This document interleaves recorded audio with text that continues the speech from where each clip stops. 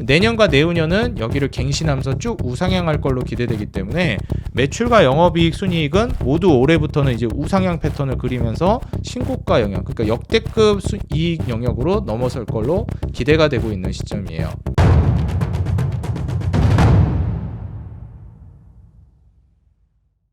네, 반갑습니다. 주식장인 유튜브 구독자 여러분들, 주식장인입니다. 모두들 다들 투표는 하고 오셨나요? 대한민국 향후 5년의 경제에 굉장히 중요한 축을 담당할 수 있을 만한 지도자를 뽑는 굉장히 중요한 날이었습니다. 여러분들이 심사숙고하셔서 좋은 결정을 내리셨을 거라 생각이 들고요. 오늘은 대선이 끝나고 나서 이후에 수혜를 받을 수 있을 만한 종목, 딱 한 종목을 제가 선정해서 우리 구독자 여러분들과 공유해 보려고 합니다. 오늘 제가 소개해드리는 기업은 어떤 후보가 대통령이 되던지 간에 새 정부가 들어서게 되면 결국 수혜를 볼 수밖에 없다라고 생각되는 종목을 준비했기 때문에 한번 주의 깊게 보시면 좋을 것 같다 말씀드리고요.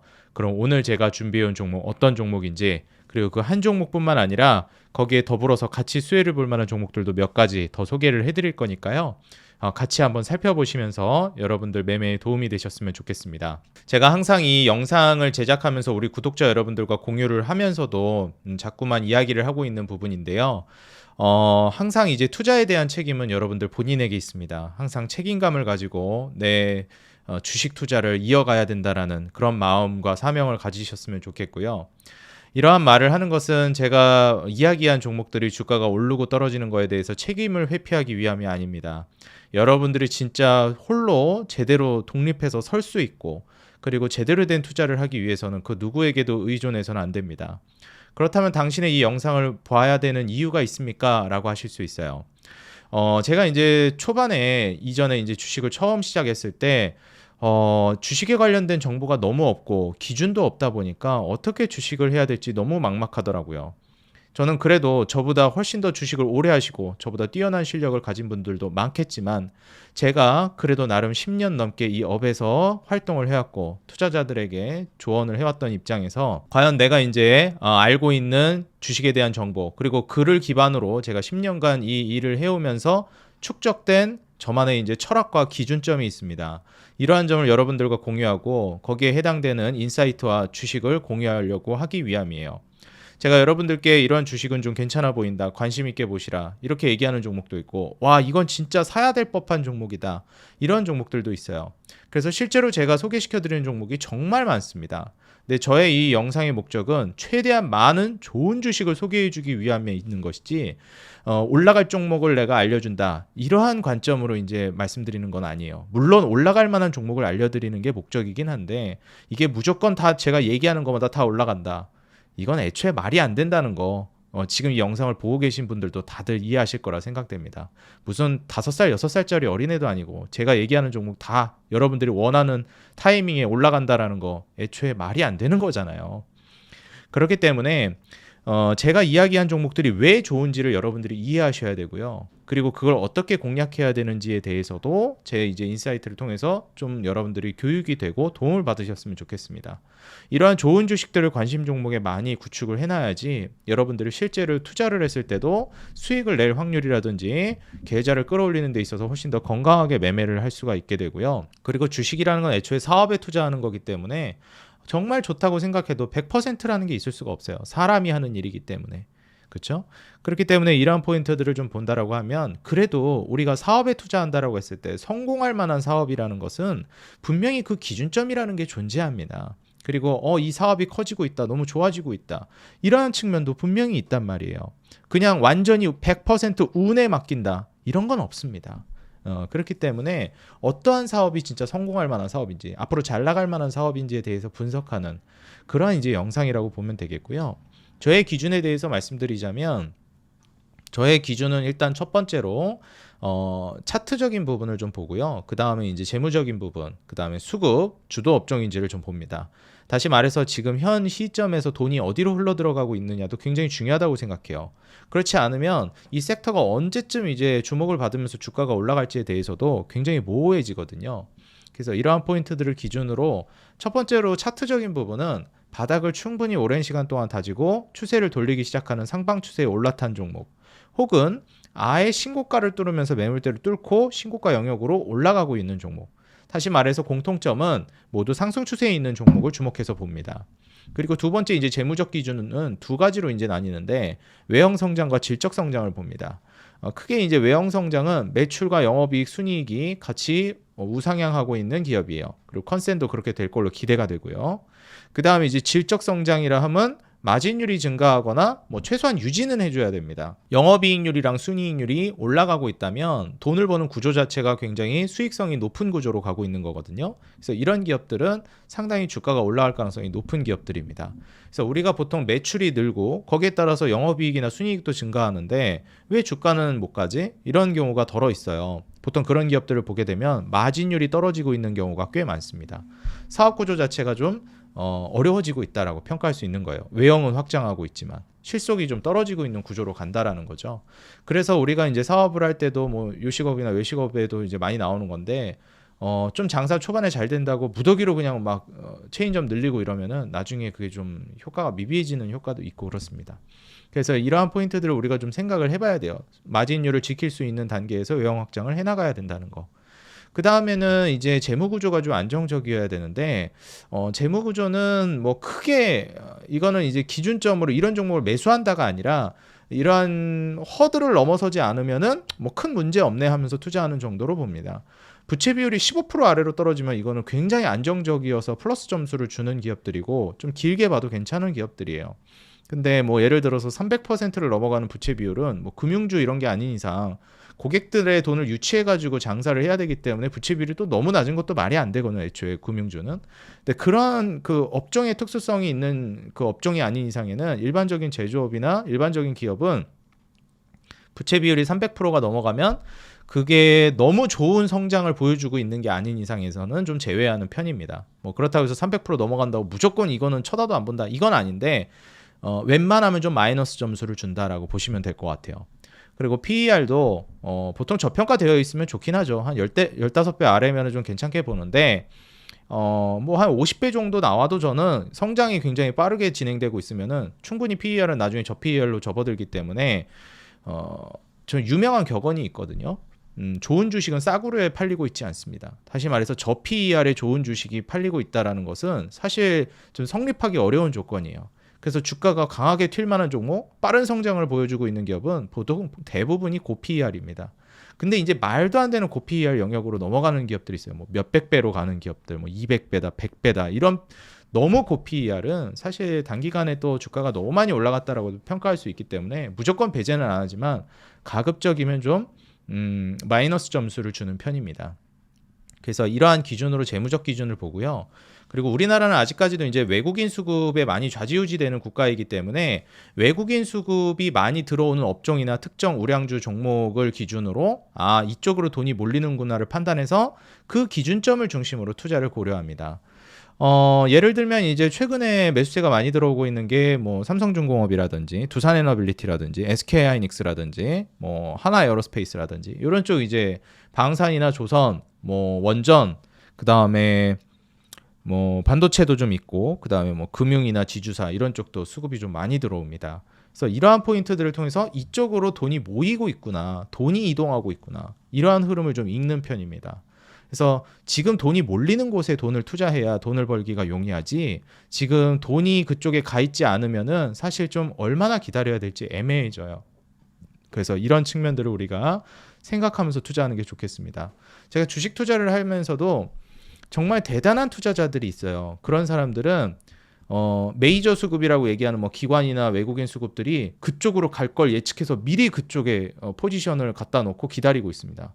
저는 이런 사람들은 정말 대단한 사람들이라고 생각하고 정말 어려운 영역이에요. 근데 저는 개인 투자자들이 할 수 있는 걸 제시하고 싶거든요.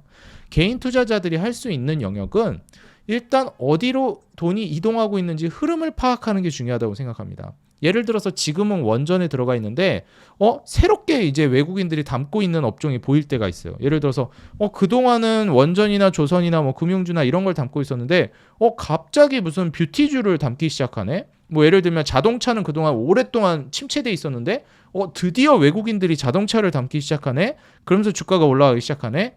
그러면은 자동차 쪽으로 돈이 서서히 이동하고 있구나. 이걸 이제 이해할 수가 있는 거예요. 뭐 예를 들어서 현대차, 기아를 꾸준히 담기 시작한다든지 이런 것들도요. 그래서 이러한 포인트들을 우리가 알게 되면 개인 투자자들도 얼마든지 체크해 볼 수 있는 포인트들이거든요. 그러면은 시장에 돈이 이동하고 있는 걸 어느 정도 유추할 수 있고, 시장이 그쪽으로 돈이 이동하고 있는 걸 보고 들어가도 사실 늦지가 않아요. 그렇게 그때 들어가는 걸 보고 자동차를 투자해도 늦지 않는다는 겁니다. 한참 올라가고 나서 들어가는 게 늦는 거지. 그래서 이런 측면으로 여러분들이 충분히 적용할 수 있는 포인트들을 잡아서 보시면 좋을 것 같고요. 오늘 제가 소개해드리는 기업도 기준을 설명드리다 보니까 좀 늦었는데 화면 통해서 같이 한번 살펴보죠. 자, 오늘 제가 소개시켜드릴 기업, 대선이 끝나고 나서도 계속 수혜를 받을 만한 기업으로 평가하고 있는 건 바로 케이카라는 기업을 준비해 왔습니다. 자, 일단 케이카라는 기업을 제가 발굴하게 된 계기를 말씀드리자면, 제가 사용하고 있는 조건 검색식이 있어요. 여기에 이제 기술적으로 차트적으로 이제 우상향 패턴을 그리고 있는 장기 이평선들과 이제 중단기 이평선들이 정배열이 되어 있는 종목들을 포착하는 검색식입니다. 그 여기에 이제 포착된 종목들 안에서 케이카가 여기 있거든요. 그래서 종목들을 쭉 살펴보다가 케이카 하면서 이제 딱 봤는데 기업이 또 너무 좋은 거예요. 재무적인 기준이나 다 여러 가지 측면을 봤을 때. 그래서 얘 왜 이렇게 좋을까 해서 살펴봤더니 그 이유가 있었습니다. 그래서 오늘 왜 케이카가 괜찮다라고 좀 판단이 되는지, 일단 첫 번째로 차트가 괜찮았다라는 거, 이걸 말씀드리면서 기술적인 걸 먼저 설명드릴게요.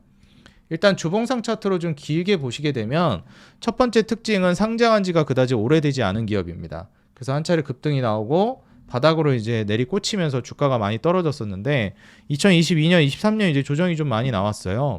이때 22년, 23년 이렇게 가면서 무슨 일이 있었냐면 금리가 좀 많이 올라가고 있던 시기였습니다.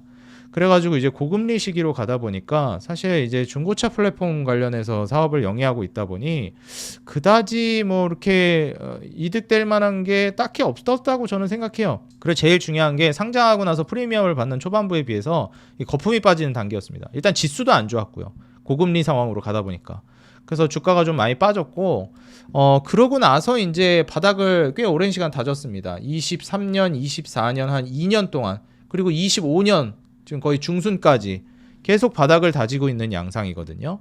근데 이제 최근에 고개를 들기 시작했는데, 차트를 이제 한번 보시게 되면 바닥 구간을 이제 벗어났다라고 이제 표현하기는 어려워요. 보통 이제 요 정도 구간, 한 16,000원을 돌파하면 하단 박스권을 벗어났구나라고 이제 돌파했구나, 이렇게 이제 우리가 판단할 수 있을 것 같습니다. 왜냐면 2023년도에 돌파하려다가 실패했던 가격대가 요 정도 가격대 되거든요. 16,000원 부근. 근데 이제 최근에 하단 구간을 생각해 보게 되면 사실 한 14,000원 정도 돌파가 시작되는 시점부터는 이거 돌파가 시작됐네 라고 판단해도 이상하지 않을 정도입니다. 그래서 추세를 고개를 들기 시작했다, 매물대를 뚫고 본격적으로 슈팅이 나왔다까지는 아니어도 주가가 고개를 들었구나라고 판단할 수 있는 상황이라고 보여져요.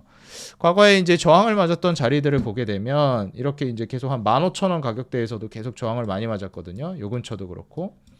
근데 이제 최근에 가격대를 보게 되면 15,000원을 이제 돌파하고 나서 안착을 해주고 있는 양상이 최근에 연출이 되고 있어요.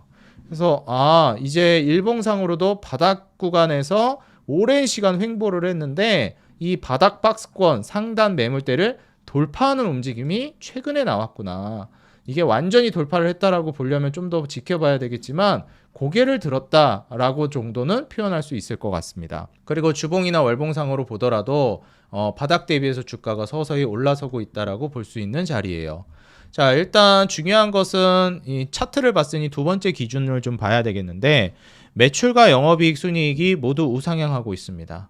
이게 사실 2023년도에 좀 위축이 됐어요. 한 700억대 영업이익까지도 갔었는데 뭐 500억까지 영업이익이 이제 줄고 순이익 같은 경우에는 284억까지 줄었었어요. 근데 이제 올해는 영업이익이 이제 590억, 680억으로 늘면서 770억, 그리고 284억에서 440억, 509억까지 증가가 전망이 돼요. 뭐 23년이 사실 좀 어려웠고 24년부터는 서서히 좀 회복 국면으로 들어서고 있다고 봐도 무방하다고 저는 생각하거든요. 물론 이때 매출이 좀 줄기는 했지만 이익이 이제 회복되기 시작했다라는 게 좀 크다고 생각합니다. 이때부터. 순이익은 뭐 줄었지만요. 그래서 영업이익과 순이익이 이제 모두 증가하기 시작한 시점은 제가 봤을 때는 이제 2024년 작년입니다. 매출도 이제 역대급 매출에 영업이익과 순이익도 준수하게 성장했거든요. 그리고 올해는 이제 영업이익과 순이익이 모두 역대급 영업이익과 순이익, 매출도 마찬가지로 기록할 걸로 기대됩니다. 내년과 내후년은 여기를 갱신하면서 쭉 우상향할 걸로 기대되기 때문에 매출과 영업이익, 순이익은 모두 올해부터는 이제 우상향 패턴을 그리면서 신고가 영역, 그러니까 역대급 이익 영역으로 넘어설 걸로 기대가 되고 있는 시점이에요. 자, 여기에서 영업이익률이랑 순이익률, 마진율 같은 경우에는 내년 내후년에 이제 드라마틱한 상승까지는 아니어도 3.6% 그리고 2.4% 정도의 마진율로 이제 증가가 될 걸로 기대됩니다. 그리고 PER은 한 11.6배, PBR은 3.17배로 형성이 될 걸로 기대돼요. 27년 기준으로. 자, 그럼 여기까지 이제 느낀 바로는 어떤 특징이 있냐면 매출, 영업이익, 순이익이 증가하고 있는 건 알겠는데 마진율이 엄청 높은 것도 아니고 뭐 좀 올라갈 걸로 예상은 되지만 뭐 절대적으로 되게 높은 것도 아니고 PER도 뭐 고평가는 아니지만 그렇다고 뭐 되게 저평가는 아닌데 PBR도 그렇고요. 이런 생각이 듭니다. 그냥 뭐 매출, 영업이익, 순이익 증가하는 거에다가 마진율 소폭 증가하는 정도네 이렇게 생각할 수 있습니다. 자, 근데 이제 K카의 가장 중요한 이제 포인트는 뭐냐면 바로 배당 수익률에 있습니다. 원래 2.2% 정도의 배당 수익률을 주던 기업이었는데 6.5%로 늘었고요. 6.48% 그리고 8.98% 작년 배당 수익률이 나왔습니다. 거의 9% 정도 되는 배당 수익률이거든요. 그러면 거의 10%에 가까워요. 근데 이제 중요한 것은 배당금을 기준으로 우리가 생각을 해본다라고 하면 올해랑 내년 내후년에 이 순이익이 훨씬 더 증가할 거잖아요. 그럼 배당 성향이 똑같다라는 전제하에 배당금은 더 늘어날 겁니다. 물론 작년 연말 기준 이 주가 기준으로 이제 배당 수익률을 측정한 거기 때문에 지금은 주가가 조금 올라 있는 상황이라 배당 수익률이 또 9%가 나올지는 좀 봐야 되겠지만 이익이 증가하기 때문에 배당 성향이 같다라는 전제하에 9% 엇비슷하게 뭐 8%, 8.5% 정도까지는 우리가 기대해 볼 수 있다고 생각을 해요. 아니면 최소한 한 8% 정도까지도. 설사 그렇다 하더라도 배당 수익률이 굉장히 높은 거거든요. 이익이 440억 대비해서 지배주주 순이익이 이제 509억으로 뛴다라는 것은 상당한 이제 포인트이기 때문에 이게 심지어 비지배주주 순이익이 없는 기업이라서 연결이랑 별도랑 이익도 똑같이 찍히고요. 그래서 사실상 요 단기 순이익, 별도 기준 단기 순이익이 그대로 이제 지배주주 순이익으로 찍힌다고 보면 됩니다. 그래서 투자 지표를 보시게 되면 여기 이제 배당 성향이 있는데 이게 놀라운 기업이에요. 보통 이제 이익을 내면 지배주주 순이익이 한 468억이 나오면 여기에 360억 정도를 배당으로 뿌렸습니다. 그러니까 배당 성향이 몇 프로예요? 77%예요. 어마무시하죠. 그러니까 내가 회사에서 돈 벌어가지고 한 100억 벌면은 77억을 배당으로 뿌린다는 거예요. 근데 더 놀라운 건 뭐냐면 이때입니다. 304억을 벌었는데 배당을 365억을 때려요. 120% 배당을 해버립니다. 그 다음에는 129% 배당을 해버립니다. 그 다음에는 126% 배당. 버는 거보다 배당을 더 많이 때리는 기업이에요. 놀라운 기업이죠. 그래서 사실 지금 현 시점에서 생각을 해보면 배당금 추이를 봤을 때 750원, 그 다음에 760원, 그 다음에 760원, 그 다음 1150원을 뿌립니다. 이게 올해는 이제 이익이 더 많이 늘어날 걸로 예상되는데 배당금이 1150원에서 그칠까요? 더 늘어날 가능성이 좀 있다고 봅니다. 뭐 1200원, 1300원 갈 수도 있고요. 내년 내후년으로 가면 진짜 뭐 1500원, 1600원도 생각해 볼 수 있어요. 뭐 제가 이제 과장이라고도 할 수는 있는데 어쨌든 배당 성향 자체가 굉장히 강력한 기업이라는 겁니다. 이런 점을 좀 꼽아봤을 때는 배당 수익률이 주가를 밀어올리는 이런 효과를 기대해 볼 수 있는 기업이라고 볼 수 있겠고요. 요즘에 이제 금융주나 지주사들이 배당 성향이 상당히 이제 좋다라는 평가를 받으면서 주가가 많이 올라가고 있어요. 근데 중요한 게 이번에 한국은행에서 기준금리를 인하했잖아요. 이렇게 기준금리를 인하하게 되면 예적금을 통해서 벌 수 있는 돈이 상당히 제한이 돼 버립니다. 은행권에서도 이제 기준금리가 다운되다 보니까 이번에 한국은행 총재가 한국의 경제 성장률이 너무 다운됐기 때문에 안 되겠다. 기준금리를 낮춰야 되겠다 하면서 기준금리를 낮췄잖아요. 그러면 이제 예적금으로 돈을 벌 수 있는 게 굉장히 제한이 돼 버립니다. 아, 꼴랑 이거밖에 못 버는데 뭐하러 은행에 넣어봤자 뭐하냐, 인플레이션도 이거 제대로 그거 못할 것 같은데, 반영도 못할 것 같은데, 그럼 어떻게 할까요? 사람들이 더 수익률이 높은 쪽으로 돈을 뺍니다. 그래서 예적금에서 이제 돈을 빼기 시작해요, 사람들이. 그러면은 돈을 빼서 어디로 갈까요? 뭐 주식에 대해서 불안감이 있는 사람들은 배당주를 이제 선택할 가능성이 높습니다. 그리고 최근에 이제 배당주가 또 인기를 끌 수 있는 게 뭐냐면, 일단 금리 인하 시기에는 배당주가 인기를 끌 수밖에 없어요. 우리나라가 미국보다 기준금리 인하를 먼저 선제적으로 했잖아요. 그러면은 당연하게도 배당주는 인기를 받을 수밖에 없습니다. 한국 주식들은 이제 그 영향을 바로 받기 때문에. 그래서 국내 이제 주요 시중은행의 예금 금리가 한 연 2% 초반 중반 정도로 낮아졌거든요. 그럼 2% 초중반 먹으려고 이제 예적금 한다는 거는 사실 수익을 노린다라는 측면은 거의 없다고 봐도 무방하거든요. 그러니까 금리가 내려가고 기준금리가, 그럼 예금 수익률도 낮아지고, 그렇게 되면 아, 이거 은행에 넣지 말고 그냥 배당주를 사자. 왜냐면 지금 말씀드린 케이카 같은 경우에도 배당 수익률이 거의 9%예요. 근데 이제 중요한 게, 과거에는 이 배당주에 대한 불신이 좀 있었습니다. 왜냐면 배당이라는 게 올해 준다고 내년에도 주리란 보장이 없고, 올해 이만큼 줬다고 해서 내년에도 이만큼 주리란 보장이 없어요. 근데 이제 금융권, 특히 우리가 얘기하는 제1금융권 같은 경우에는 아주 탄탄하다라는 그런, 뭐라고 해야 될까요? 신용이라는 게 있잖아요. 그렇기 때문에 이 은행주들을 보통 배당주로서 많이 평가를 하고 투자를 하려고 하는 경향이 큽니다. 장기적으로 보면서. 근데 저는 보통 이제 뭐 5년, 10년 투자하는 거 그렇게 좋아하진 않아요. 보통 한 2, 3년, 뭐 길어봐야 5년을 넘어가는 걸 그렇게 좋아하지 않거든요. 그래가지고 한 2, 3년, 뭐 진짜 짧게 보면 한 1년 정도를 보면서 투자한다라고 해도 저는 배당주를 투자해 볼 만한 가치가 있다고 봅니다. 근데 그렇게 본다라고 하면 은행주는 좀 고리타분해요. 왜냐면 은행주는 막 드라마틱하게 막 변동이 있는 게 아니라 그 거시적인 흐름에 따라서 왔다 갔다 하기 때문에 이 내년에도 배당을 이만큼 줄 거라는 그런 기대감이 있는 상황이 굉장히 중요하거든요. 그래서 은행이나 이제 금융주들, 지주사들 말고 이런 개별주들 중에서 배당 수익률이 굉장히 높은 기업들을 주목해 보시면 좋은데, 저는 케이카가 그렇다고 생각이 들어요. 왜냐하면 일단 우리나라 이제 상법 개정도 이제 진행이 될 거라고 기대가 되고 있고, 이 증시에 드라이브를 거는 거에 대해서 새 정부는 엄청난 압박을 느낄 거고 책임감을 가지게 될 겁니다. 그리고 실제로 정치 공약도 많이 내세울 거고, 유권자들이 워낙에 주식을 많이 하기 때문에 주식 시장을 외면할 수 없을 거예요. 그렇게 되면 한국의 주주 환원율은 꾸준히 증가할 걸로 저는 기대되고 있고, 한국의 코리아 디스카운트를 해소하기 위한 노력을 할 거라고 보고 있습니다.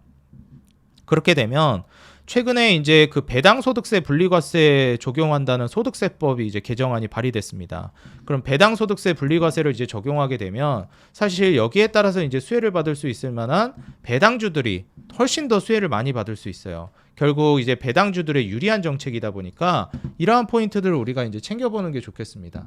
그럼 새 정부가 되게 되면 경기 부양 이제 기대감이 있기도 하고요. 거기에 또 배당주 ETF에 이제 돈이 몰릴 걸로 기대되다 보니 이제 배당 소득세 이제 개헌을 하게 되면서 주주 환원율을 늘리는 기업이나 주주 친화적인 기업이구나 해서 정부 차원에서 법인세도 감면해주고 배당 소득세도 저율 분리과세 혜택을 제공한다고 합니다. 그러니까 결국 밸류어 프로그램에 있어서 세제 방안을 이제 발표하겠다는 일환인 건데, 결국 배당 열심히 해라, 그런 정부 쪽에서 혜택 주고 사정 봐주고 뭐 이점도 좀 더 챙겨주겠다, 이런 거거든요. 그러니까 니네 많이 배당하렴, 이런 거예요. 근데 또 이제 우리나라가 오너들 좀 신뢰하기가 어렵다, 이런 측면이 있잖아요. 사실 이제 오너가 아니라 이제 대주주가 아니라 일반 투자자들에게 그냥 배당을 다 준다고 하면 그것 좀 아까워하는 그런 심리가 좀 있습니다. 근데 중요한 게 뭐냐면 케이카 주주 구성을 들어가 보시게 되면 대주주가 72% 지분을 보유하고 있어요. 특정 대주주가. 그게 어디냐면 한앤코 오토서비스 홀딩스 유한회사입니다. 이게 이제 중요한 게 뭐냐면 특정 대주주의 이권에 맞춰서 저는 이제 확 정책을 드라이브를 걸 수 있다고 봐요. 이게 만약에 대주주 지분율이 낮잖아요. 그러면은 제가 봤을 때 이거 아까 보여드렸던 거, 이게 지분율이 72%니까 이게 가능했다고 봅니다. 뭐가? 배당 성향 126%, 129%, 120%. 이거 대주주가 72%를 쥐고 있으니까 이게 가능한 거지. 저거 이렇게 그 72%씩이나 쥐고 있지 않았으면은 배당 성향 저렇게 높게 책정 안 했을 거라고 봅니다, 저는. 근데 대주주가 이렇게 많이 가지고 있으니까 한행코 오토서비스 홀딩스 유한회사가 72% 정도의 지분을 보유하고 있으니 그쪽으로 배당을 이제 주면 글로 다 돈이 흘러 들어가잖아요. 그냥 뭐 주주들한테 흘러가는 게 아니라. 뭐 여기 하나자산운용, 하나생명보험, 하나투자증권 이렇게 쭉 있는데 다 합쳐놓으면 이제 77%. 유통 물량이 사실상 뭐 한 23% 정도밖에 안 되는 거거든요. 그러니까 이 정도 되면 시총이 7,270억인데 충분히 이제 배당을 통해서 이득을 가져갈 수 있는 게 있거든요. 그러니까 돈을 다 빼갈 수 있는 그런 이득이 있다는 거예요. 그러니까 배당을 적극적으로 하는 겁니다. 이런 기업들은. 왜냐하면 일반 이제 투자자들에게 뿌려진 주식이 아니고 대주주가 꽉 쥐고 있는 기업이기 때문에. 그럼 여기서 배당 많이 하면 대주주가 많이 가져가잖아요. 그래서 저는 오히려 이런 특정 이득을, 그러니까 저는 항상 이런 말 하면 또 어떨지 모르겠네요. 전 정의를 믿지 않습니다. 상황을 믿어요. 전 나쁜 사람은 거의 없다. 특정 이제 악인들을 제외하면은 나쁜 사람은 세상에 대다수의 인간은 그렇게 나쁜 사람은 없다는 생각을 가지고 있는 사람이에요. 다만 나쁜 상황이 존재할 뿐이다. 전 이렇게 생각하거든요.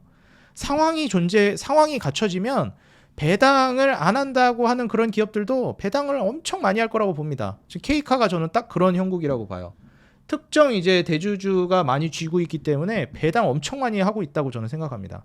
그리고 이게 크게 벗어나지 않는 한 계속 그럴 거라고 봐요. 심지어 이제 배당 많이 하는 기업들, 여기에다 이제 특혜라고 하긴 좀 그런데, 뭐 하여튼 이제 베너핏도 주겠다고 하니까 이러한 부분들은 저는 굉장히 이점이 된다고 봐요. 그리고 제일 중요한 부분이 이제 차기 정권에서도 지수 리레이팅을 하기 위해서 이제 밸류업 프로그램을 진행을 할 건데 적극적일 수밖에 없습니다. 그리고 금리 인하 국면에서 배당주의 매력도는 더 올라갈 수밖에 없고 배당수율도 이제 완화해주고 정부 쪽에서 기업 배당을 이제 확대하는 압력도 행사할 가능성이 높아요. 그러면 이미 증시에서 이제 배당주 관심이 높아지고 있는데 배당 수익률이 굉장히 높으면서 단순히 배당 수익률만 높으면 안 돼요. 이익도 늘어나고 있어야 됩니다. 이게 이익이 꺾이면 배당을 주고 싶어도 못 줘요. 그러니까 배당을 주주들한테 뿌리려고 해도 번 돈이 있어야 뿌리죠. 근데 이익이 증가하고 있는 기업들은 배당을 줄 여력이 되는 기업들이잖아요. 심지어 배당 성향이 120%를 넘어가요. 세상에 이런 정신 나간 기업 찾기 어렵습니다. 좋은 의미로요. 그러니까 지금 23% 뿌려져 있는 요 나머지 유통 주식에 우리가 비집고 들어가야 되는 거예요. 이해가 되시죠? 저 대주주 70%, 72% 대주주가 꿀 빨고 있는 거 우리도 같이 비집고 들어가서 23% 안에 들어가가지고 같이 꿀 빨아야죠. 좀 그런 이제 측면을 좀 보시면 되겠고, 이미 증시에서 이제 배당주 관심도 굉장히 많이 올라갔습니다. 이제 새 정부 기대감이 많이 나오고 있기 때문에. 그렇기 때문에 최근에 이제 뭐 배당 수익률도 높으면서 밸류에이션 매력 있는 이런 케이카 같은 종목들이 좀 수혜를 받을 가능성이 높고, 고배당 주는 주식들 있죠. 이걸 이제 ETF 고배당주 상장지수 펀드 ETF가 지금 한 달 동안 주가가 뭐 한 11% 가까이 이상 올랐고, 주가 기준으로 배당 수익률이 평균적으로 한 5.1% 정도 수준 되거든요. 근데 그거는 ETF는 여러 개를 그냥 묶어 놓은 거잖아요. 근데 그 안에서도 특히 좋은 종목만 우리가 집중 투자하면 더 좋은 결과 있지 않을까 생각이 듭니다. 물론 안정적인 건 ETF지만요. 그래서 상장지수 펀드, 그 고배당주 상장지수 펀드 평균 배당 수익률이 5%니까 5%를 넘어가는 종목 중에서 이렇게 성장성, 밸류에이션 매력도도 있고 그다지 고평가되어 있지도 않고 배당 성향이 120%가 넘어가고 이런 특장점이 있는 기업들은 우리가 특히 주목해서 투자를 고려해 볼 만하다고 생각이 들어요. 심지어 저가 매력도도 있고, 심지어 바닥에서 이제 올라오기 시작했습니다. 그래서 이런 이제 종목들은 우리가 이제 좀 주목해 볼 필요성이 있다. 심지어 요즘 경기가 너무 안 좋다라는 평가를 내리다 보니까 위험한 투자를 다들 잘 안 하려고 해요. 그래서 배당주를 이제 좀 보고 있는데, 사실 이제 케이카라고 하면 중고차 판매 플랫폼 우리나라 1등을 달리는 기업이기도 하고, 그런 점을 고려해 봤을 때는 안정성이 더 올라간다고 봅니다. 또 여기서 우리가 생각을 해봐야 될 만한 부분들이 뭐냐면은 결국 이제 중고차잖아요. 그럼 이제 중고차에 대해서 우리가 생각해 볼 수 있는 게 뭐냐면, 불경기다 보니까 내수 침체가 이제 계속해서 진행되고 있고, 그럼 새 차를 살 여력이 점점 떨어지죠. 다들 중고차 시장에서 차를 사려고 합니다. 싸게 사려고. 그래서 중고차 시장이 지금 굉장히 호황을 기록하고 있고, 렌터카 기업들도 상당히 실적이 긍정적으로 보여지고 있어요. 그래서 지금 중고차 경매 시장이 상당한 호조를 보여주고 있고 이게 중고차 가격을 지지해주면서 신차 시장까지도 이제 올리는 거 아니냐 이런 얘기까지 나오고 있습니다. 그래서 우리가 ASP라고 보통 얘기하죠. 보통 평균 판매 단가 이게 얘기하는데 ASP가 이제 1분기 실적에 따라서 얘기했을 때는 전년 대비해서 3% 상승했다. 근데 소매 판매 대수는 5% 감소했다. 이런 평가를 내렸습니다. 그리고 경매 ASP는 전년보다 17% 정도 올라가서 경매 판매 대수도 상당히 올라갔다고 이제 평가하고 있어요. 그래서 중고차 소매 수요도 이제 양호하고 경매 수요도 이제 상당히 두드러지고 있는 시점이라 중고차 이 시장 자체 이제 활성화가 두드러지고 있다라는 점 생각해 보면 K카의 이런 이익 성장이 우리가 충분히 유추해 볼 수 있는 부분이라고 생각이 들어요. 이게 뭐 굳이 막 내후년까지 볼 것도 아닌 게 한 내년 정도까지 보자라고 하는 관점에서는 크게 변동이 없을 거라고 봅니다. 이 거의 막 9%에 육박하는 이 배당 수익률이 유지될 거라고 봐요. 배당금 점점 올라가고. 그러면은 뭐 5년 후, 10년 후는 차치하고서라도 한 내년 정도까지 바라본다라고 하면 한 올해 말에 배당 수익률로 거의 한 8, 9% 땡기고 8, 9% 수익률은 나쁘지 않거든요. 그 배당 수익률 기대감으로 주가도 아마 올릴 거예요. 그러면은 배당 수익률 뭐 한 8, 9% 땡기고 뭐 9%까지 나올지는 모르겠는데 일단 배당금이 올라가면 9%도 가능할 거라고 봅니다. 8, 9% 땡기고 주가 올라가면 주가 차익으로도 이익 땡기고 쌍방으로 먹는 거죠. 배당 수익 땡기고 주가 차익으로 땡기고 이런 기대감을 가져올 수 있는 기업이라고 보여집니다. 물론 제가 이렇게 좋게 얘기한다고 해서 무조건 주가가 올라간다는 건 아니지만 사실 K카 같은 이런 기업은 저는 이익을 못 보기 어려운 기업 중에 하나라고 봐요. 그래서 지금 현 시점에서 우리 구독자 여러분들이 꼭 눈여겨보셨으면 좋겠고요. 많이 노출이 안 된 기업 중에 하나거든요. 이런 식으로 지금 평가받고 있는 괜찮은 기업이라고 얘기 나오는 게 뭐 하나금융지주라든지 이런 이제 금융지주사들이 있어요. 그럼 이런 애들은 근데 이미 작년 초부터 해가지고 주가가 많이 올랐어요. 벌써 지금 이게 월봉상 차트인데 작년 초에 한번 1차 슈팅 나오고 올해 초에 또 2차 슈팅까지 나왔잖아요. 그러니까 벌써 좀 많이 올랐습니다. 근데 K카는 그러지 않잖아요. 그리고 이제 이렇게 들어올라간 애 중에 뭐가 있냐면 시멘트 종목들이 꽤 있습니다. 한일홀딩스. 최근에 이제 주가가 좀 올라가는데 배당 수익률 막 7%, 6% 이렇게 찍히는 애들이에요. 그리고 한일 현대시멘트도 보시게 되면 뭐 6%, 6.6%가 찍혔어요. 작년에. 그리고 뭐 한일시멘트 이런 기업들도 보게 되면 6.89%. 그래서 이런 시멘트 기업들 뭐 한일홀딩스, 한일현대시멘트, 한일시멘트 이 한일 들어간 애들 배당 수익률이 상당합니다. 이제 아세아시멘트로 가게 되면 배당 수익률이 또 그렇게 높진 않아요. 5% 아래입니다. 지금 성신양에도 한 4.7%. 그다음에 뭐 아세아시멘트도 뭐 2.5%. 막 두드러진다 느낌은 딱히 없어요. 얘도 뭐 3.7%. 그래서 한일그룹이 지금 한일홀딩스랑 한일현대시멘트랑 한일시멘트 이쪽이 지금 배당 수익률이 상당하니까 어차피 이제 우리가 시멘트라는 것도 결국 새 정부 들어서게 되면 인프라 기대감으로 제가 건설기계랑 시멘트는 분명히 움직일 것이다 제가 강조드렸잖아요. 그런 점을 고려해 보면 새 정부 기대감으로 이제 인프라발 수혜를 받는 시멘트 주가 상승도 노리면서 배당 수익률도 기대해 볼 수 있을 만한 포인트가 있다고 보여집니다. 오늘은 이제 K카를 중심으로 해서 기업을 이제 좀 소개해 드렸는데 항상 말씀드리지만 제가 이제 얘기를 하면 여러분들이 스스로 설득이 되고 본인이 더 공부해서 확신을 가졌을 때 투자하는 게 저는 옳다고 생각합니다. 저는 여러분들이 좋은 주식을 발굴할 시간이 없잖아요. 저는 직업이 이거기 때문에 이런 주식들을 최대한 많이 발굴해서 여러분들께 왜 좋은지 소개해 드릴 겁니다. 거기에 여러분들 마음이 동해서 투자를 하는 건 여러분들 결정. 여러분들이 수익 났다고 해서 저한테 감사하다고 하시는 분들이 있는데 일단 감사하다고 하는 거에 대해서 제가 할 말은 없는 것 같아요. 왜냐면 감사하다고 하는데 감사하지 마세요 이러는 거 웃기잖아요. 그렇게 감사하다고 감사 표시를 해주는 거 역시도 전 너무 감사한 일이에요. 근데 전 명확하게 말씀드릴게요. 제가 좀 도움을 드렸을지 모르겠으나 여러분들이 수익을 냈다면 그건 온전히 여러분들의 실력이고 여러분들이 잘했기 때문에 수익이 난 겁니다. 제 덕분에 수익이 난 건 아니에요. 왜냐하면 그만큼이나 투자라는 건 본인 스스로 결정을 내리는 막중한 책임감을 가지고 하는 행위입니다. 그러니까 남 탓하지 마시고 그리고 수익 났다고 해서 누구 덕분이라는 말도 물론 감사하지만 그런 의존적인 태도를 보이시는 거는 저는 권장드리고 싶지 않아요. 그래서 예를 들어서 뭐 주식장인 얘기해주는 종목은 다 좋아. 그 분명히 올라.